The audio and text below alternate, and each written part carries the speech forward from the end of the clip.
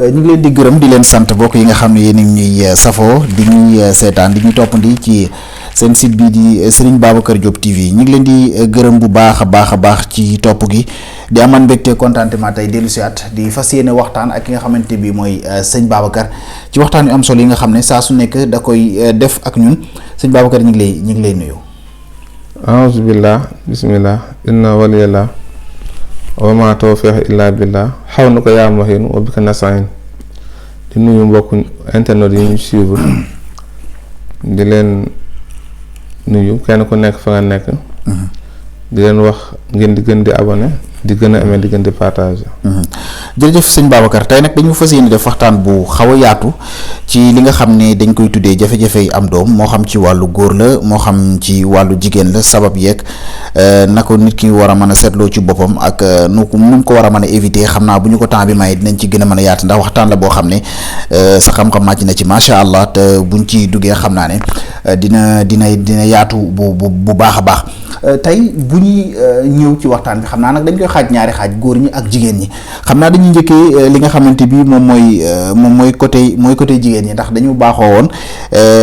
sax ci wàllu néegu sëy ak yu ni mel buñ toogee lu yàgg xaj na doom amul jigéen lañ daan njëkkee interpellé fi mu ne nag xaj na jamono soppeeku na ba xel yi gën naa yaatu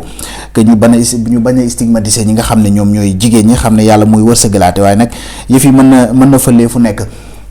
tey bu ñuy waxtaanee wàllu ñàkk am doom ñu njëkkee ko ci côté jigéen ñi yan ñoo gën a fës carrément sëñ Babacar yoo xamante ni bii ay facteurs la yoo xam ne en général mën na waral jigéen taxaw wala sax ñu wax jigéen parce que ku taxaw mooy ku jotoon am doom mais koo xamante ni bii amul doom parce que yëpp ay facteurs la yoo xam ne yaakaar naa yu yaatu la mën nañ cee kii bu baax a baax mais pour am doom d'une manière générale yan facteurs la yoo xam ne moom la ñuy njëkk mën a tudd que ne yii mën na tere am doom jigéen. waaw jigéen sëy moom. góor ak jigéen a koy def. kon ñoom ñaar ñoo jur doom. bu dee jigéen yi koy gën a tax du am doom. bokk na ci trompe yoo xam ne dafa bouché. trompe yu bouché tam li koy gën a def. infection ci la bokk. d'accord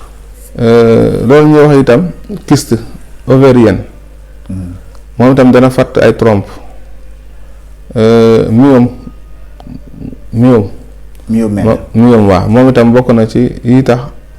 jigéen du mën a am doom. ba tey itam bokk na ci yi tax jigéen du mën a am doom fibrome yooyu yëpp bu fekkee dafa dal jigéen benn fibrome dana waral ay règle jigéen dem ba dérégler dootul ñëw normal